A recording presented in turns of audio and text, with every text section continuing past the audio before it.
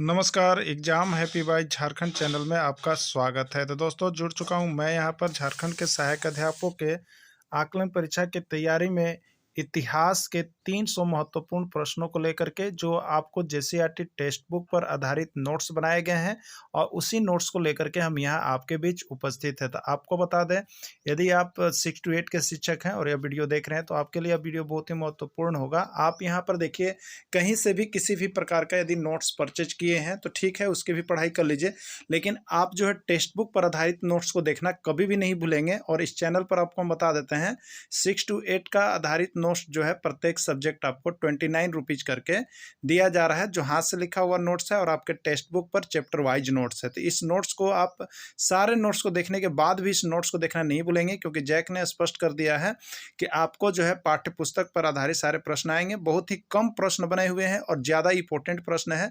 आप इसको लेकर के जरूर परचेज कर लेंगे। तो आप ये मोबाइल नंबर देख रहे हैं 9631054226 पर अभी संपर्क करके सारे नोट्स हाथ से लिखा हुआ आपके टेक्स्ट बुक का चैप्टर वाइज है, आप जरूर पढ़ लेंगे। नहीं तो अफसोस रहेगा दोबारा कि हमने इतिहास में अच्छा नहीं किया, तो भूगोल मेरा खराब गया, तो राजनीति शास्त्र खराब गया। तो कम क्वेश्चन में ज़्यादा अगर आप उठाना चाहते हैं अंक, तो आपके लिए एक टेक्स्ट बुक ही ऑप्शन है।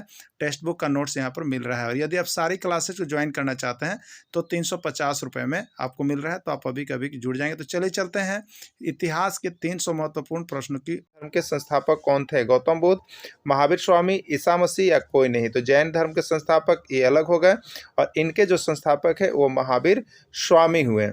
अगला प्रश्न है, किस धर्म में 24 तीर्थकर हुए? किस धर्म में 24 तीर्थकर हुए?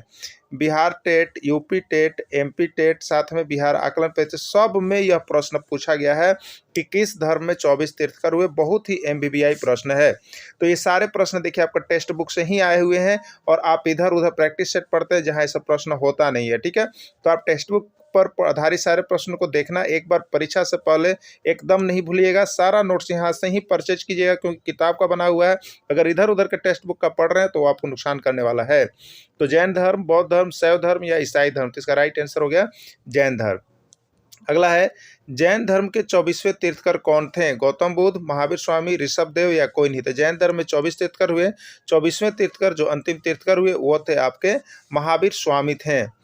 अगला प्रश्न है, महावीर स्वामी का जन्म कब हुआ? 536, 599 ईस्वी पूर्व, 576 ईस्वी पूर्व या कोई नहीं? तो इसका राइट आंसर है 599 ईस्वी पूर्व। देखिए, अगर इसमें किसी भी तरह का प्रॉब्लम आती है तो आप समझिएगा ये आपका टेक्स्ट बुक से बना हुआ प्रश्न है, इसलिए ये आपको जो है यहाँ पर दावा भी कर सकते हैं। ठीक है, अगला प्रश्न है, महावीर स्वामी का जन्म कहाँ हुआ? कुंडग्राम, कुंडलवन, उत्तर प्रदेश या कोई नहीं? तो महावीर स्वामी का जन्म जो है आपका यहाँ पर कुंडग्राम में हुआ था। देखिए, वैशाली के निकट कुंडग्राम हुआ था, नोट बना हुआ है। महावीर के पिता का नाम क्या था? प्रियदास, प्रसन्नजीत, सिद्धार्थ या कोई नहीं? महावीर के पिता का नाम क्या था? तो आपको बताना है। तो महावीर के पिता का नाम सिद्धार्थ था। क्या था? महावीर के पिता का नाम सिद्धार्थ था। महावीर के माता का नाम क्या था? देखिए, यही सब प्रश्न आपके छपने वाले हैं, क्योंकि टेक्स्ट बुक से बन करके ये तैयार है और यही सब टेक्स्ट बुक वाला ही आएगा। तो अब सारे टेक्स्ट बुक को देख लीजिएगा। महावीर के माता का नाम क्या था? प्रियंका, प्रियदर्शी, त्रिशला या सुप्रिया? तो इसका राइट आंसर होगा त्रिशला। ठीक है, महावीर के माता का नाम क्या था? त्रिशला था। अगला है, महावीर के बचपन का नाम क्या था? सिद्धार्थ, वर्धमान, बौद्ध या कोई नहीं? तो महावीर के बचपन का नाम जो हो जाएगा वो आपका हो जाएगा यहाँ पर वर्धमान, यानी इनको बोला जाता है वर्धमान महावीर के नाम से जाना जाता है। महावीर की पत्नी का नाम क्या था? त्रिशला, सुमित्रा, यशोदा या यशस्वी? तो देखिए, महावीर की जो पत्नी थी उनका नाम था यशोदा। इसका राइट आंसर सी हो जाएगा, यशोदा। इसका राइट आंसर क्या होगा? सी होगा। महावीर की पुत्री का नाम क्या था? त्रिशला, यशोदा, सुमित्रा या प्रियदर्शना? क्या था? तो महावीर की जो पुत्री थी उसका नाम था अनोजा प्रियदर्शना। क्या था? अनोजा प्रियदर्शना। इसका राइट आंसर डी हो गया। महावीर को किस वृक्ष के नीचे कैवल्य ज्ञान की प्राप्ति हुई थी? 101 बार यह प्रश्न पूछा गया था कि महावीर को किस वृक्ष के नीचे कैवल्य ज्ञान की प्राप्ति हुई थी। तो देखिए, यहाँ पर जो महावीर को जिस वृक्ष के नीचे ज्ञान प्राप्त हुआ था वो आपका था, देखिए, साल वृक्ष, यानी साल वृक्ष के नीचे जो है महावीर को कैवल्य ज्ञान की प्राप्ति हुई थी। महावीर को किस नदी के तट पर कैवल्य ज्ञान की प्राप्ति हुआ था? महावीर को किस नदी के तट पर कैवल्य ज्ञान प्राप्त हुआ था? शंख नदी, ऋजुपालका नदी, कोयल नदी या कोई नहीं। तो इसका राइट आंसर होगा महावीर को ऋजुपालिका नदी के तट पर कैवल्य ज्ञान की प्राप्ति हुई थी।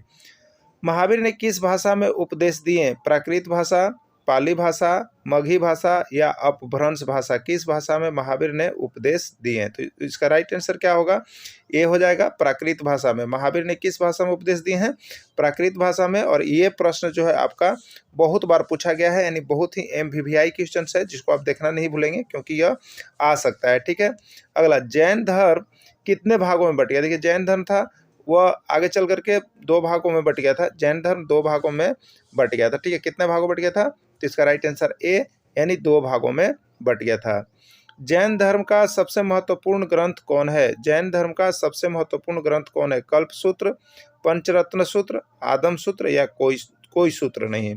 तो जैन धर्म का जो सबसे महत्वपूर्ण ग्रंथ है, जिसमें सारे चीजों का जीवनी का विवरण है, वो है आपका कल्पसूत्र में। किसमें है? आपका कल्पसूत्र में जैन धर्म के ग्रंथों का विवरण है यहाँ पे। अगला प्रश्न हो जाएगा उड़ीसा। देखिए, आगे कुछ नोट्स बना हुआ है जो आप सभी के लिए है, जैन मंदिर से, जो कि आपका आए हुए हैं। देखिए, जैन मंदिर कहाँ का है? उड़ीसा की उदयगिरी पहाड़ी पर भी जैन मंदिर है। कर्नाटक स्थित श्रवणबेलगोला में जैन मंदिर है। और दिलवाड़ा स्थित माउंट आबू यानी राजस्थान में भी जैन मंदिर है। उसी तरह से पारसनाथ जो झारखंड में पड़ता है, वहाँ भी जैनियों का मंदिर है। तो इस तरह से बहुत बार पूछा गया है कि जैन मंदिर इसमें से कहाँ है? उड़ीसा में है, कर्नाटक स्थित श्रवणबेलगोला में है, दिलवाड़ा स्थित माउंट आबू राजस्थान में है या पारसनाथ में है। तो ये सभी जैन मंदिर है। इसका नाम आप लोग याद रखिएगा, इसीलिए आपका इंपॉर्टेंट नोट्स दे दिया गया है और ये आया हुआ प्रश्न है। ठीक है, तो जैन मंदिर कहाँ स्थित है? तो उड़ीसा के उदयगिरी पहाड़ी में। दूसरा कहाँ स्थित है? कर्नाटक स्थित श्रवणबेलगोला में जैन मंदिर है। और दिलवाड़ा स्थित माउंट आबू राजस्थान में भी जैन मंदिर है। और झारखंड की बात करेंगे तो पारसनाथ भी जैन मंदिर का महत्वपूर्ण स्थान रखता है। ठीक है, चलिए अगला देखिएगा। जैन धर्म का एक महत्वपूर्ण तीर्थ स्थल पारसनाथ झारखंड के गिरिडीह जिले में स्थित है। जैन धर्म का भी एक महत्वपूर्ण तीर्थ स्थल जो है वो झारखंड में है और झारखंड के पारसनाथ नामक स्थान पर है और गिरिडीह जिले में पड़ता है। तो ये भी बहुत बार प्रश्न आया हुआ है कि जो झारखंड का पारसनाथ मंदिर है वो किस संप्रदाय के लिए प्रसिद्ध है? जैन धर्म, बौद्ध धर्म, ईसाई धर्म और मृगधर धर्म दे देगा। तो आपको यहाँ पर जैन धर्म के लिए मानना है, यानी पारसनाथ किस लिए प्रसिद्ध है? तो जैन धर्म को प्रसिद्ध है। यह स्थल जैन धर्म के 23वें तीर्थकर पार्श्वनाथ से संबंधित है। ठीक है, देखिए, जैन धर्म में कितने तीर्थकर हुए? 24 तीर्थकर हुए, लेकिन यह जो स्थापित है किसके लिए है? तो 23वें तीर्थकर पार्श्वनाथ से संबंधित है। यहाँ पर पार्श्वनाथ का विशेष कार्यक्रम हुआ था। ठीक है, अब देखिएगा, जैन धर्म के 24 तीर्थकर में से, जैन धर्म में 24 तीर्थकर हुए हैं, जैन धर्म के 24 तीर्थकर में से 20 का निर्वाण स्थल पारसनाथ ही है। अब बताइए कि पारसनाथ कितना इंपॉर्टेंट आपको जैनियों के लिए हो गया है। जो जैन धर्म में 24 तीर्थकर हुए उसमें 20 का जो है मोक्ष प्राप्ति, निर्वाण जो है यहीं से प्राप्त हुआ है। कहाँ से? पारसनाथ से प्राप्त हुआ है। इसलिए जैन के लिए यह सबसे महत्वपूर्ण मंदिर माना जाएगा।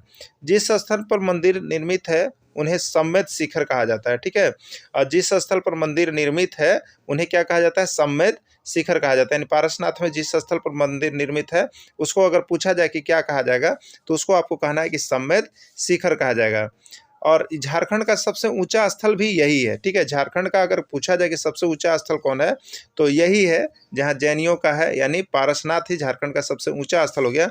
और पारसनाथ की ऊंचाई अगर पूछा जाए कितनी है तो देखिए, पारसनाथ की ऊंचाई जो है 1365 मीटर है या 1365 मीटर। अब देखिए, एक बात आपको बता दें, आपको पूछेगा, बहुत बार ये प्रश्न आया हुआ है, 1-2 बार की बात मत पूछिए, बहुत बार पूछ दिया गया पारसनाथ की ऊंचाई कितनी है, और बहुत लोग यहाँ पर कंफ्यूज कर गए। लेकिन अगर आप अभी यहाँ देखिएगा तो आपको कभी भी कंफ्यूजन नहीं होगा। कैसे इसको याद रखिएगा इसकी ऊंचाई? तो देखिए, एक ट्रिक आपको बताते हैं। 1 साल में कितना दिन होता है? याद कीजिएगा, ये 1 साल, एक लिखे हम ना, 1 साल में कितना दिन होता है? 365। तो 365 ये कितना बना? 1365 बना कि नहीं? 1 साल के लिए 1 लिख लिए, और कितने दिन? 365 दिन होते हैं, तो 365 हमने लिख लिया। यानी 1365 कितनी है समुद्र की ऊंचाई? 1365 मीटर है। यही याद करने का तरीका है, और ये 101 बार अब तक प्रश्न में आ गया है कि पारसनाथ की ऊंचाई कितनी है। तो अब आपको शायद, बौद्ध धर्म के प्रवर्तक कौन थे? गौतम बुद्ध, महावीर स्वामी, ऋषभदेव या पार्श्वनाथ, कौन थे? तो बौद्ध धर्म का यहाँ पर जो प्रवर्तक थे वो थे आपके गौतम बुद्ध। ठीक है, और ये जो है 101 बार आया हुआ प्रश्न है, बहुत ही MVVI क्वेश्चन है। ठीक है, गौतम बुद्ध के बचपन का नाम क्या था? आपसे पूछा जा रहा है कि गौतम बुद्ध के बचपन का नाम क्या था? राहुल, सिद्धार्थ, महावीर या कोई नहीं? तो जो गौतम बुद्ध थे उनके बचपन का नाम जो था वो आपका था सिद्धार्थ। गौतम बुद्ध के बचपन का नाम सिद्धार्थ था। गौतम बुद्ध का जन्म कहाँ हुआ? जन्म हुआ था मैंने कब हुआ था? 561 ईस्वी पूर्व, 562 ईस्वी पूर्व, 563 ईस्वी पूर्व या 565 ईस्वी पूर्व। तो गौतम बुद्ध का जो जन्म हुआ था वो आपका 563 ईस्वी पूर्व में हुआ था। और गौतम बुद्ध का जन्म कहाँ हुआ था? पूछा गया है कि गौतम बुद्ध का जन्म कहाँ हुआ था। ये जो है MVVI ना 1001 बार आने वाला प्रश्न है। गौतम बुद्ध का जन्म कहाँ हुआ था? आप लोग सभी को जरूर देख लीजिएगा। और ये आपका देखिए टेक्स्ट बुक से ही निकला हुआ है। नेपाल की तराई में, कपिलवस्तु में, लुम्बिनी में या सभी। ठीक है, तो गौतम बुद्ध का जो जन्म हुआ था वो नेपाल की तराई में कपिलवस्तु के निकट लुम्बिनी नामक वन में हुआ था। ये आपका सही है, यानी इसका राइट आंसर जो हो जाएगा वो सभी हो जाएगा। ठीक है, गौतम बुद्ध के पिता का नाम क्या था? गौतम बुद्ध के पिता का नाम क्या था? सिद्धार्थ, सुदोधन, सुदामा या कोई नहीं? जो गौतम बुद्ध थे उनके पिता का नाम क्या था पूछा गया है। ठीक है, गौतम बुद्ध के पिता का नाम जो था वो आपका था सुदोधन। ठीक है, सुदोधन गौतम बुद्ध के पिता का नाम था। अब आपको हम बताते चले गौतम बुद्ध का एक हम आपको टॉपिक पूरा यहाँ पर डीपली देंगे, जो कि आपको एक पूरे उसी ट्रिक से गौतम बुद्ध के बारे में पूरा याद हो जाएगा। तो इस PDF के बाद आपको मिलेगा। ठीक है, तो अगला है गौतम बुद्ध की माता का नाम क्या था? माया, यशोधा, गौतम या यशोधरा? गौतम बुद्ध की माता का नाम क्या था? तो देखिए गौतम बुद्ध की माता का जो नाम था वो यहाँ पर आपका माया था। ठीक है, क्या था? माया। गौतम बुद्ध का पालन पोषण किसने किया? माया, यशोधा, गौतम, प्रजापति गौतमी या गौतम? किसने किया? ठीक है, तो देखिए गौतम बुद्ध का जब जन्म हुआ उसके बाद उनकी माता का जो होता है देहांत हो जाता है, मृत्यु हो जाता है। उनका पालन पोषण जो है वो कौन किया था? तो वो महाप्रजापति गौतमी। वो कौन थी? तो उनकी मौसी। यानी गौतम बुद्ध का पालन पोषण किसने किया? तो उनकी मौसी जो थी वो महाप्रजापति गौतमी, उसने किया था गौतम बुद्ध का पालन पोषण। अगला है गौतम बुद्ध की पत्नी का नाम क्या था? गौतम बुद्ध की पत्नी का नाम क्या था? माया, यशोधरा, यशोधा या कोई नहीं? तो गौतम बुद्ध की पत्नी का नाम जो था वो आपका यशोधरा था। गौतम बुद्ध के पुत्र का नाम क्या था? गौतम बुद्ध के पुत्र का नाम क्या था? राहुल, रमन, राकेश या कोई नहीं? जो गौतम बुद्ध के पुत्र थे उनका एक पुत्र हुआ जिनका नाम था राहुल, यानी गौतम बुद्ध के पुत्र का नाम राहुल था। बुद्ध ने कितनी वर्ष की अवस्था में गृह का त्याग किया था? बुद्ध ने कितनी वर्ष की अवस्था में घर को त्याग दिया? 25 वर्ष, 26 वर्ष, 28 वर्ष या 29 वर्ष? तो बुद्ध ने 29 वर्ष की अवस्था में गृह का त्याग किया था। ये भी प्रश्न आए हुए थे आपके। बुद्ध के गृह त्याग की घटना को क्या कहा जाता है? 1001 बार आने वाला ये प्रश्न है कि बुद्ध के गृह त्याग की घटना को क्या कहा जाता है? महाभिनिष्क्रमण, धर्मचक्र परिवर्तन, महापरिनिर्वाण या कोई नहीं? तो बुद्ध के गृह त्याग की घटना को जो है वो कहा जाता है आपका महाभिनिष्क्रमण। क्या कहा जाता है? महाभिनिष्क्रमण कहा जाता है गृह त्याग की घटना को।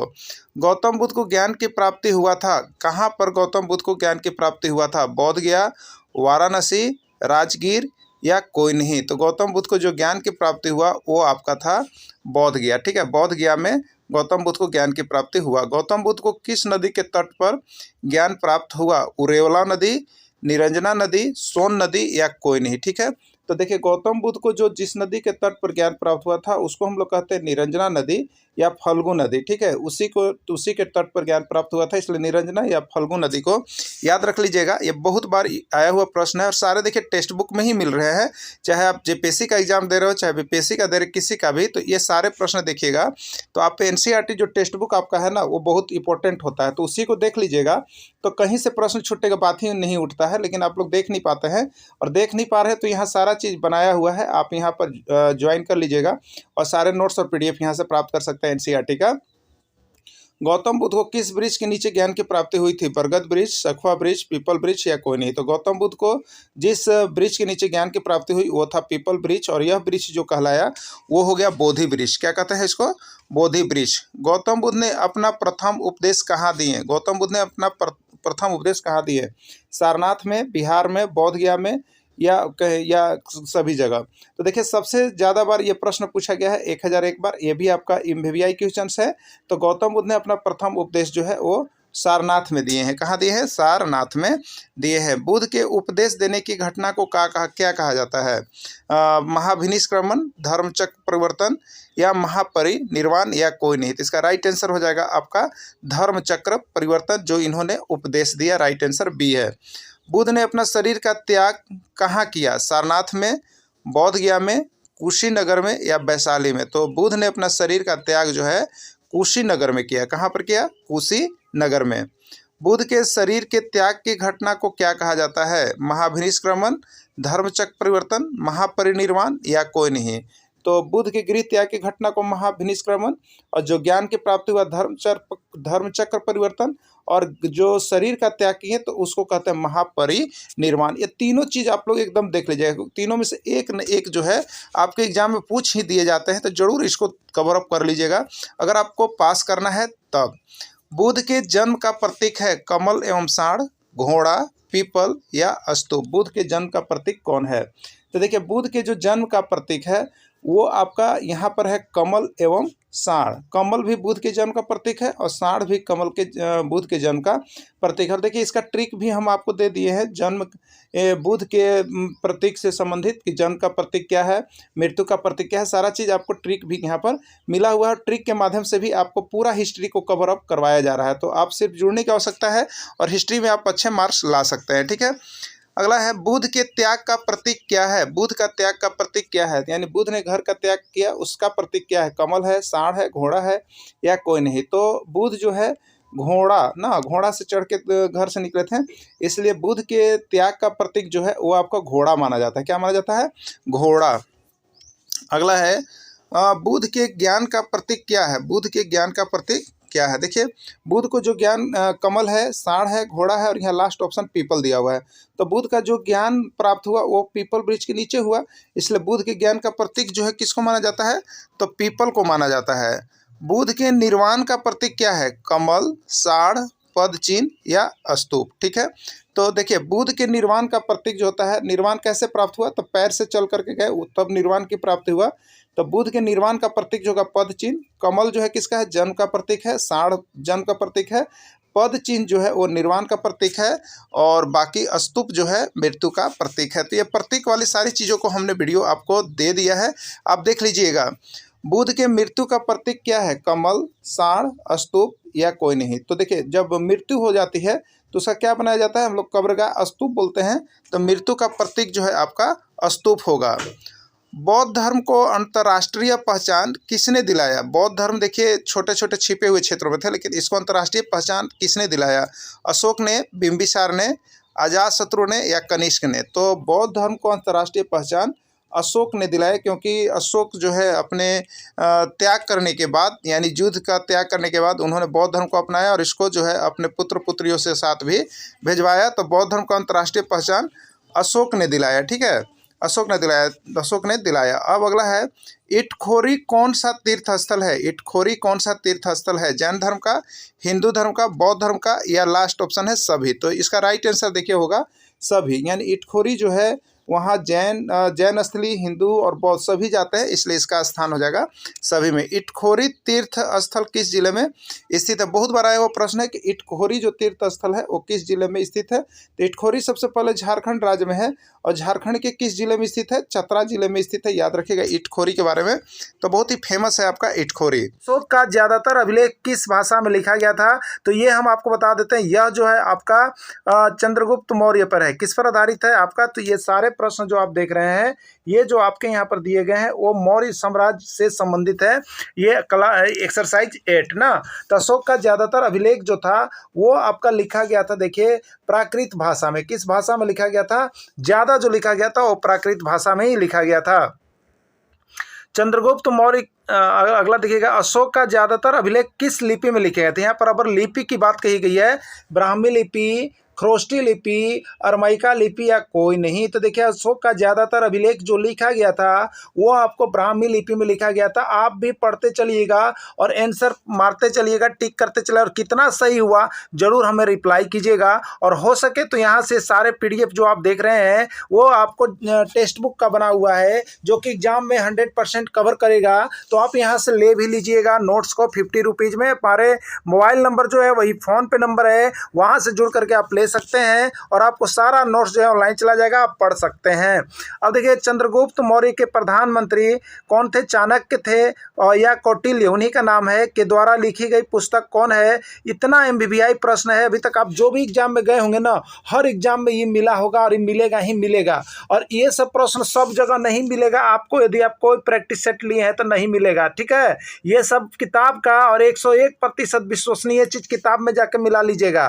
तो चंद्रगुप्त मौर्य के प्रधानमंत्री चाणक्य या कौटिल्य के द्वारा लिखी गई पुस्तक कौन है? गणित है, विज्ञान है, भूगोल है या अर्थशास्त्र है? तो इसका राइट आंसर क्या होगा?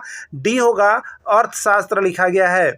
मेगास्थनीज के द्वारा लिखा गया पुस्तक कौन है? मेगास्थनीज के द्वारा लिखा गया पुस्तक कौन है? गणित, विज्ञान, इंडिका या रसायन शास्त्र? तो मेगास्थनीज के द्वारा लिखा गया पुस्तक का नाम इंडिका है। क्या है? इंडिका। मेगास्थनीज कहाँ का राजदूत था? 1001 बार प्रश्न पूछ दिया गया है, सारे राज्यों के एग्जाम में आ रहा है यह सभी प्रश्न, आपके टेक्स्ट बुक का ही और आपका भी आने वाला है टेक्स्ट बुक का ही, इसलिए टेक्स्ट बुक को देखना नहीं भूले मेरे प्यारे शिक्षक बंधु, और नोट्स भी खरीदना नहीं भूलेंगे, जो कि आपके लिए मेगा ऑफर चला करके सारी चीज़ों को यहाँ पर एकदम छूट दिया जा रहा है। ओनली फॉर 30 रुपीज़ में आप ले सकते हैं हिस्ट्री का नोट्स। मेगास्थनीज कहाँ का राजदूत था? तो मेगास्थनीज कौन था? तो सेल्यूकस निकेटर का राजदूत था, यानी सेल्यूकस का राजदूत था, ठीक है। अगला है, इसमें कौन मौर्य वंश के महत्वपूर्ण राजा हुए? मौर्य वंश में कौन कौन राजा हुए आपको बताना है। चंद्रगुप्त मौर्य, बिंदुसार, अशोक या सभी? तो देखिए मौर्य वंश के जो सबसे महत्वपूर्ण राजा हुए, प्रतापी राजा हुए, इसमें 3 गो का ही नाम आता है, चंद्रगुप्त मौर्य, बिंदुसार और अशोक, यानी इसका राइट आंसर जो हो जाएगा डी, यानी सभी।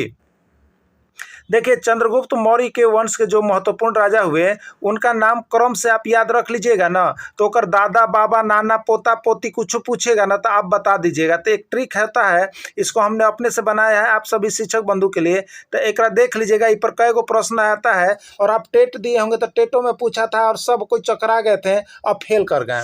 देखिए एक ट्रिक है, चंद्र बिंदु अस्त हुआ, माने चंद्रमा के देखते हैं ना, चंद्रमा ओकर बिंदु जो धीरे धीरे होता है वो कम होते जाता है ना, यानी अस्त होता है, डूबते जाता है।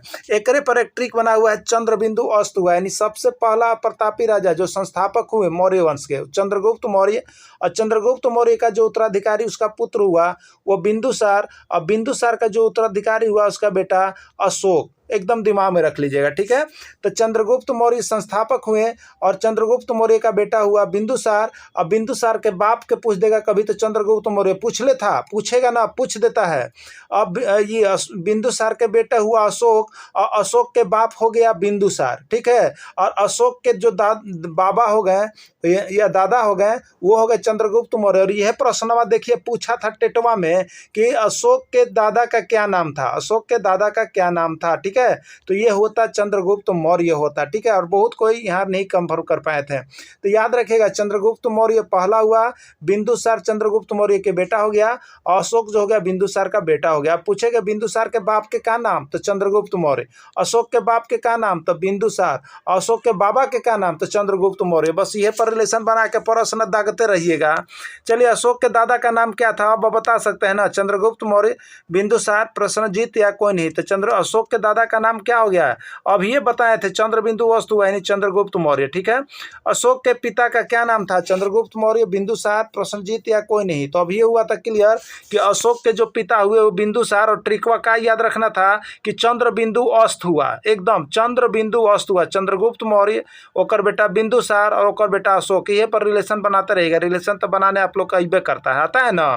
अब बिंदुसार के पिता के क्या नाम था, चंद्रगुप्त मौर्य, बिंदुसार या प्रसेनजीत। तब ये बताए थे चंद्र बिंदु अस्त हुआ, तो चंद्रगुप्त मौर्य सबसे बड़ा, ओकर बाद ओकर बेटा बिंदुसार, तो बिंदुसार के पपई के का नाम, चंद्रगुप्त मौर्य। ये हो गया आंसर, ठीक है। अशोक का नाम अभिलेख में क्या मिलता है, अशोक का नाम यदि अभिलेख में क्या मिलता है, बहुत बारी प्रश्न पूछा गया है कि अशोक का नाम अभिलेख में क्या है। अशोक है, अशोकवर्धन है, देवनाम प्रिय है या चक्रवर्ती है। तो इसका राइट आंसर देखिए सी हो जाएगा कि अशोक का नाम अभिलेख में जो है देवनाम प्रिय के नाम से जाना जाता है। अशोक का नाम पुराणों में क्या मिलता है, अशोक, अशोकवर्धन, देवनाम प्रिय या कोई नहीं। पुराण में अशोक का नाम क्या है, तो इसका राइट आंसर देखिए है बी, यानी अशोकवर्धन। अशोक का नाम पुराणों में अशोकवर्धन से जाना जाता है। कलिंग का प्राचीन राज्य वर्तमान किस देश में स्थित है, कलिंग अभी वर्तमान में जो है कहाँ पर स्थित है? उड़ीसा में, बिहार में, पश्चिम बंगाल में या छत्तीसगढ़ में? तो कलिंग जो है प्राचीन राज्य था, लेकिन वर्तमान में यह अभी जो है उड़ीसा में स्थित है। कलिंग किसके लिए प्रसिद्ध था? भेड़, बकरी, हाथी या घोड़ा, किसके लिए प्रसिद्ध था? तो देखिए कलिंग जो है आपको प्रसिद्ध था वो हाथी के लिए। कलिंग में हाथी बहुत ज़्यादा मिलता था, इसीलिए कलिंग जो है हाथी के लिए प्रसिद्ध था। अशोक ने अपने शासन के कितने वर्ष में कलिंग पर आक्रमण किया था? यानी अशोक जब शासन पर बैठा तो उसका कितने साल हुआ था कि वह जो है कलिंग पर आक्रमण किया था? 5वें वर्ष में, 7वें वर्ष में, 9वें वर्ष में या 11वें वर्ष में? तो देखिए इसका राइट आंसर हो जाएगा अशोक जो है अपने शासन के 9वें वर्ष में जो है कलिंग पर आक्रमण किया था। अशोक के किस शिलालेख में कलिंग युद्ध का वर्णन है? देखिए अशोक का शिलालेख एकदम याद रख लीजिएगा, इसका हम और भी अभी ट्रिक देंगे, लेकिन अभी हम आपको खाली देखिए यहाँ पर JCERT जो टेक्स्ट बुक है उस पर ही सारे नोट्स बनाए, क्योंकि आपका एग्जाम जो है यहाँ पर टेक्स्ट बुक पर होने जा रहा है और सारे प्रश्न भिड़ने जा रहे हैं, इसीलिए हमने इसमें कहीं भी किसी चीज़ का मिक्सचर नहीं किया है, सिर्फ और सिर्फ आपके किताब से ही उठा के हम दिए हैं। ठीक है, तो 11वें, 12वें, 13वें, 14वें एकदम याद रखिएगा। 13वां शिलालेख बहुत ही महत्वपूर्ण है और बार बार पूछा गया है कि 13वें शिलालेख में किसका वर्णन है? तो अशोक के कलिंग युद्ध का वर्णन है, एकदम दिमाग में रख लीजिएगा। ठीक है, या कलिंग युद्ध कौन सा शिलालेख में वर्णित है? तो 13वें शिलालेख में वर्णित है। किस युद्ध ने सम्राट अशोक का हृदय को, दिल को बदल दिया और युद्ध नहीं करने की ठान ली? ये भी एक बहुत बड़ा प्रश्न है और इतना MBBI है कि जितना हम कह नहीं सकते हैं। तो किस युद्ध में सम्राट ने अशोक के हृदय का दिल बदल दिया और युद्ध नहीं करने का ठाना? कलिंग युद्ध, नरसिंह युद्ध, चंदेरी युद्ध या घाघरा का युद्ध? तो देखिए अशोक ने यहाँ पर अपने शासन के 9वें वर्ष और 13वें शिलालेख में जो वर्णन है कलिंग युद्ध, यही ऐसा युद्ध हुआ कि उन्होंने सामने से देखा कई माताएं और बहनें रो रही है, किसी के पत्नी रो रही है, किसी के बेटा और खून की धारा बह रहा था, और उसके बाद यह सब देखने के बाद अशोक का जो है दिल एकदम बदल गया, दिल पिघल गया और उसने जो है आज के बाद यहाँ पर जो है युद्ध नहीं करने की ठान ली और बौद्ध धर्म के अपना लिया। उसी समय से इसके बाद युद्ध नहीं किया। तो यही कलिंग युद्ध था, यही कलिंग युद्ध का नरसंहार था जहाँ अशोक का दिल बदल गया। अशोक ने कौन सा धर्म अपना लिया? देखिए अभी बताए थे कि अशोक ने जब दिल बदला तो यह एक धर्म को अपनाया। वो कौन सा धर्म था? जैन धर्म, बौद्ध धर्म, ईसाई धर्म या सौ धर्म? तो इसका राइट आंसर जो है अशोक ने जो धर्म अपनाया वो आपका देखिए यहाँ पर है बौद्ध धर्म। कौन धर्म? बौद्ध धर्म। अशोक के पुत्र का नाम क्या था? महेंद्र, हरेंद्र, वीरेंद्र या सभी? तो अशोक के पुत्र का नाम देखिए याद रखिएगा महेंद्र था। अशोक के पुत्री का क्या नाम था? संघमित्रा, अमरावती या प्रियदर्शी? तो अशोक के पुत्री का नाम जो था संघमित्रा। क्या नाम था? संघमित्रा, जिसको प्रचार करने के लिए भी भेजा गया था। ठीक है, अशोक के पुत्र एवं पुत्री को बौद्ध धर्म के प्रचार के लिए कहाँ भेजा था? देखिए यही अशोक जो हुआ जो बौद्ध धर्म के अंतर्राष्ट्रीय पहचान दिवाया था, जहाँ पूरे जगहों पर जाकर के बौद्ध धर्म को फैलवाया। तो अशोक के पुत्र एवं पुत्री बौद्ध धर्म के प्रचार के लिए कहाँ गए थे? बहुत बार पूछ दिया गया है। पाकिस्तान गए थे, अफगानिस्तान, श्रीलंका या कोई नहीं? तो आपको बता देते हैं अशोक के पुत्र एवं पुत्री, पुत्र महेंद्र और पुत्री संघमित्रा बौद्ध धर्म के प्रचार के लिए गए। कहाँ पर गए? श्रीलंका गए थे। कहाँ गए थे? श्रीलंका। अशोक के उत्तरापथ प्रांत की राजधानी कहाँ थी? तक्षशिला, उज्जैनी, तोसली या स्वर्णगिरी? ठीक है, तो अशोक का देखिए जो उत्तरी पथ जो प्रांत था उसका राजधानी जो था आपका तक्षशिला था। कहाँ था? उत्तरी पंथ की राजधानी तक्षशिला थी। अशोक के कलिंग प्रांत की राजधानी कहाँ थी? तक्षशिला, उज्जैनी, तोसली या स्वर्णगिरी? ठीक है, तो अशोक के कलिंग प्रांत की जो राजधानी थी वो आपकी थी तोसली। कहाँ था? तोसली। अगला प्रश्न है अशोक के अवंती प्रांत की राजधानी कहाँ थी? अवंती प्रांत की राजधानी, तो अशोक के अवंती प्रांत की जो राजधानी थी वो थी उज्जैनी। कहाँ थी?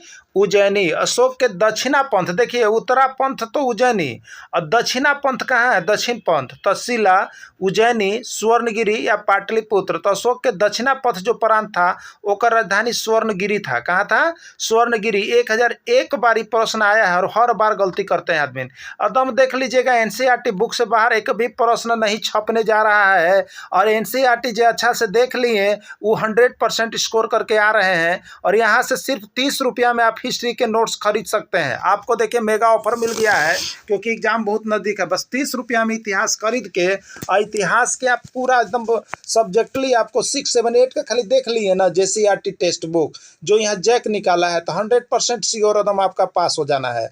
अशोक के प्राचीन साम्राज्य की राजधानी कहाँ थी? पाटलिपुत्र, उज्जैनी, स्वर्णगिरी या तक्षशिला? तो अशोक के देखिए प्राचीन साम्राज्य की राजधानी जो थी वो पाटलिपुत्र थी। कहाँ थी? सिंधु सभ्यता की मोहरें अधिकांशतः किसकी बनी होती थी? सेलखड़ी की, कांचली मिट्टी की, गोमेद की या चाट पत्थर का किसका बना हुआ था? ये प्रश्न आपका बिहार आकलन का आया हुआ है, गुजरात में भी और छत्तीसगढ़ सब जगह पूछा गया है। ये सिंधु सभ्यता का मोहर किसकी बनी होती थी? तो इसका राइट आंसर होगा सेलखड़ी। जो यहाँ पर सिंधु सभ्यता थी उसकी मोहरें जो होती है सेलखड़ी की बनी होती थी। आहत सिक्के किसको समझा जाता था? आहत सिक्के के नाम से किसको जाना जाता है? सबसे महंगा सिक्का को, सबसे प्राचीन सिक्का को, सबसे महानतम सिक्का या सबसे पुराने सिक्के को किसको माना जाता है? आहत सिक्का। ठीक है, तो देखिए यहाँ पर इसका राइट आंसर हो जाएगा, देखिए सबसे जो प्राचीन सिक्का था ना, जो सबसे प्राचीन सिक्का था, जो सबसे पुराना सिक्का था, उसी का नाम है देखिए आहत सिक्का और उसी को कहा जाता है आहत सिक्का।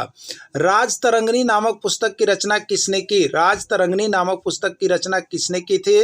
कलहन ने, अशोक ने, कौटिल्य ने या कोई नहीं? ये राजतरंगिणी देखिए मेरे प्यारे शिक्षक बंधु आपके टेक्स्ट बुक का पाठ्यक्रम का है और अब तक 1001 से ज़्यादा बार ये सारे एग्जाम की बात करेंगे तो आपको पूछा गया है और टीचर भर्ती में तो 101 से ज़्यादा बार आपको पूछ दिया गया है, तो आपका भी आ सकता है। और आप देख लीजिए बहुत ही MBBI प्रश्न है जो कि आपको टेक्स्ट बुक से आप लोग पढ़ते हैं, टेक्स्ट बुक से पढ़ के जाइएगा ना तो जितना प्रैक्टिस सेट में आप मेहनत कर रहे हो केवल टेक्स्ट बुक का प्रश्न पढ़ के जाइए तो उससे आपको हम बता देते हैं 50% ज़्यादा क्वेश्चन यहाँ भिड़ने वाला है आपको टेक्स्ट बुक वाला लोग जो पढ़ के जाएंगे। तो आप अभी के अभी जरूर जुड़ जाइएगा और टेक्स्ट बुक वाला सारा PDF यहीं से परचेज कर लीजिएगा जिससे कि आपको कहीं भी कोई दिक्कत ना आवे। ठीक है, तो देखिए यहाँ पर राजतरंगिणी नामक पुस्तक की रचना किसने की? कलहन ने की।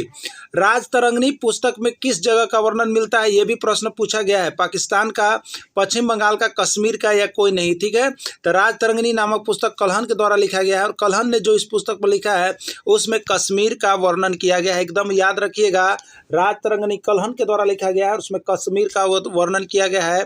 क से कलहन और क से कश्मीर, यानी कलहन ने कश्मीर का वर्णन किया है। कश्मीर पर किसने विजय प्राप्त किया? कनिष्क ने, हर्षवर्धन ने, अशोक ने या कोई नहीं? तो देखिए कश्मीर पर जो विजय प्राप्त किया था वो आपका यहाँ पर देखिए कनिष्क है। कुषाण शासक कनिष्क ने कश्मीर पर सबसे पहले विजय प्राप्त किया।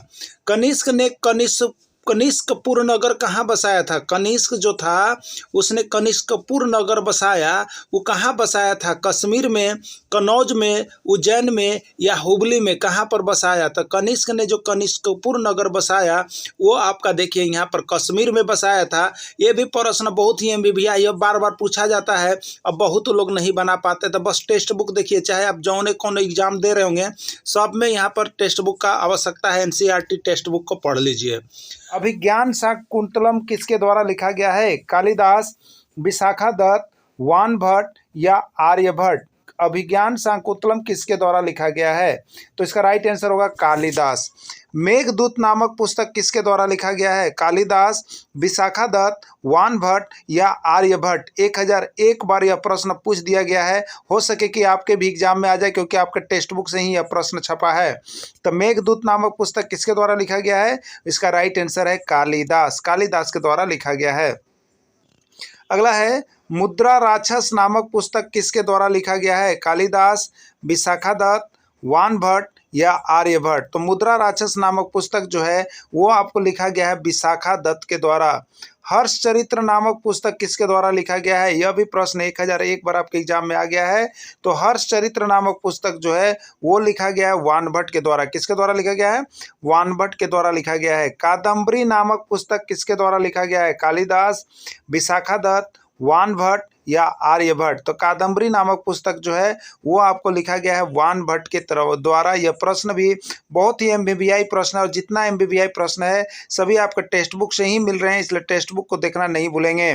पंचतंत्र नामक पुस्तक किसके द्वारा लिखा गया है? कालिदास, विष्णु शर्मा, आर्यभट्ट या विशाखादत्त? यह 1001 बार प्रश्न पूछा गया है और बहुत ही MBBI है, तो इसका राइट आंसर क्या होगा? विष्णु शर्मा होगा। क्या होगा? विष्णु शर्मा। भारत का नेपोलियन किसको कहा जाता है? यह भी प्रश्न देखिए आपका टेक्स्ट बुक से है और यह प्रश्न आपका आया हुआ है। भारत का नेपोलियन किसको कहते हैं? चंद्रगुप्त, कनिष्क, हर्षवर्धन या समुद्रगुप्त? तो भारत का नेपोलियन जो है समुद्रगुप्त को कहा जाता है। किसको कहा जाता है? समुद्रगुप्त को कहा जाता है। समुद्रगुप्त के कार्यकलाप का वर्णन है प्रयाग प्रशस्ति में, प्रयागपूर्ण में, प्रयागकर्म में या कोई नहीं? तो समुद्रगुप्त के क्रियाकलाप का जो वर्णन है वो आपको प्रयाग प्रशस्ति में किया गया है। प्रयाग प्रशस्ति में समुद्रगुप्त के क्रियाकलाप का वर्णन है।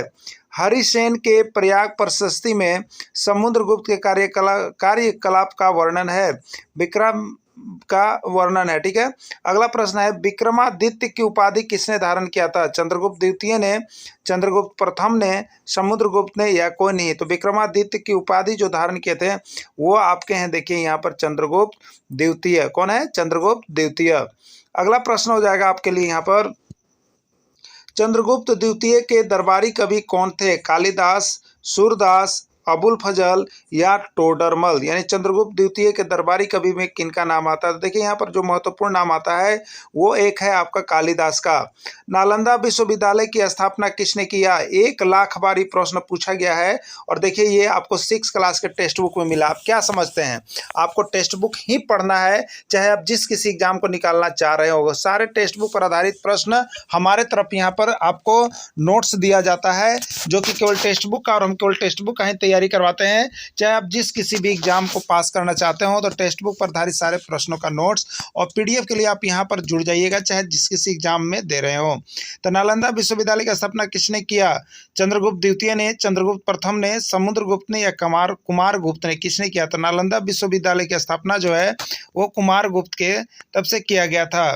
चीनी यात्री ह्वेनसांग किस विश्वविद्यालय का विद्यार्थी था? चीनी यात्री ह्वेनसांग जो था वो किस विश्वविद्यालय का विद्यार्थी था? बहुत बार ये भी प्रश्न पूछा गया है। मगध विश्वविद्यालय, संपूर्णानंद विश्वविद्यालय, नालंदा विश्वविद्यालय या कोई नहीं? तो चीनी यात्री ह्वेनसांग जो था वो नालंदा विश्वविद्यालय का विद्यार्थी रहा था। हर्षवर्धन ने अपनी राजधानी कहाँ बनाया? नालंदा, मगध, कनौज या उत्तरी भारत? ठीक है, तो देखिए यहाँ पर जो सबसे इम्पोर्टेंट नोट्स है कि हर्षवर्धन ने देखिए अपनी राजधानी जो है पहले थानेश्वर था और थानेश्वर की जगह कनौज को बनाया था। ठीक है, हर्षवर्धन ने अपनी राजधानी किसको बनाया? तो इसका राइट आंसर कनौज हो जाएगा और राइट आंसर सी हो जाएगा। आगे है चीनी यात्री ह्वेनसांग किसके शासनकाल में भारत आया? 1,00,000 बार ये प्रश्न पूछा गया होगा, 1,00,000 बार पूछा गया होगा। और आपके टेक्स्ट बुक का है, बताइए 6ठे क्लास का है और एकरों में लोग फेल कर रहे हैं, क्या बात है? तो सारे टेक्स्ट बुक के प्रश्नों को देखिए। चीनी यात्री ह्वेनसांग किसके शासनकाल में भारत आया था आपसे पूछा गया है। ठीक है, चीनी यात्री ह्वेनसांग, तो इसका राइट आंसर होगा हर्षवर्धन। देखिए एक ट्रिक होता है, हवन से हर्ष होता है, याद रखिएगा। देखिए यहाँ ट्रिक भी हम दे दिए हैं। जब आप घरों में हवन करते हैं, पूजा करते हैं, तो किस लिए करते हैं मेरे प्यारे शिक्षक बंधु? हर्ष होने के लिए, खुशी होने के लिए पूजा होती है। तो एक तरह से याद रखिएगा कि हवन से हर्ष होता है। हवन का मतलब है देखिए ह्वेनसांग और हर्ष का मतलब है हर्षवर्धन। यानी ह्वेनसांग किसके शासनकाल में भारत आया? तो हर्षवर्धन के शासनकाल में भारत आया था। ठीक है, अगला है हर्षवर्धन की जीवनी लिखी हुई है किस में? हर्षवर्धन ने जीवनी किस में लिखा हुआ है हर्षवर्धन का? हर्षनामा में, हर्ष चरित्र में, हम सफर में या कोई नहीं? ठीक है, तो हर्षवर्धन की जो जीवनी लिखी हुई है वो आपकी लिखी हुई है हर्ष चरित्र में। किसमें लिखा हुआ है? हर्ष चरित्र में। हर्षवर्धन ने किसकी रचना की? नागानंद, रत्नावली, प्रियदर्शिका या सभी? तो हर्षवर्धन ने इन सभी की रचना की है। नागानंद की भी रचना हर्षवर्धन ने और रत्नावली की भी रचना हर्षवर्धन ने, प्रियदर्शिका की भी रचना हर्षवर्धन ने, और यह सभी नाटक था। तो इस सभी के नाटक की रचना जो है हर्षवर्धन की तरफ से ही किया गया है। हर्षवर्धन को किसने पराजित किया? हर्षवर्धन को किसने पराजित किया? चंद्रगुप्त प्रथम ने, अशोक ने, पुलकेशिन द्वितीय ने या कोई नहीं? तो इसका राइट आंसर हो जाएगा पुलकेशिन द्वितीय ने हर्षवर्धन को पराजित किया था। पल्लव वंश का संस्थापक कौन था? पल्लव वंश का संस्थापक कौन था? हरिसेन, सिंह विष्णु, नरसिंह प्रथम या कोई नहीं? तो पल्लव वंश का जो संस्थापक था वो आपका देखिए था सिंह विष्णु। कौन था? सिंह विष्णु। पल्लवों की राजधानी कहाँ थी? कश्मीर, चिलकारम, कांचीपुरम या गोपुरम? ठीक है, तो पल्लवों की राजधानी कहाँ थी? कश्मीर, चिलकारम, कांचीपुरी या गोपुरम? तो इसका राइट आंसर होगा कांचीपुरम।